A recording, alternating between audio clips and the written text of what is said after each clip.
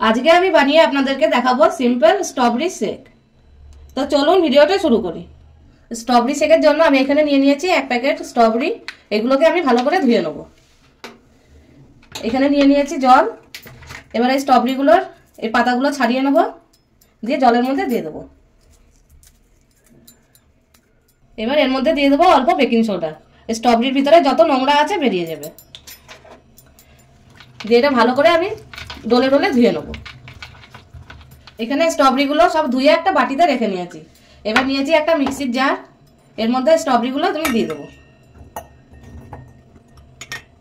এবার দিয়ে দেবো 2 চামচ চিনি, আর দিয়ে দেবো 1 বাটি দুধ। দুধটা এখানে কাঁচা না, আমি গরম করে নিয়েছিলাম।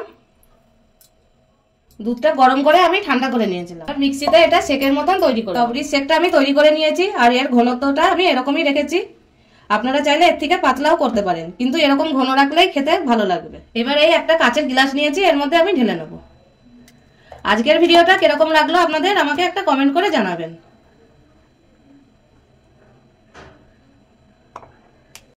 আমার এই ভিডিওটা যদি ইউটিউব থেকে দেখে থাকেন তাহলে চ্যানেলটা সাবস্ক্রাইব করে দেবেন, আর ফেসবুক থেকে যদি দেখে থাকেন পেজটাকে ফলো করে দেবেন, আর একটা লাইক করে দেবেন, আর বন্ধুদের সাথে শেয়ার করবেন।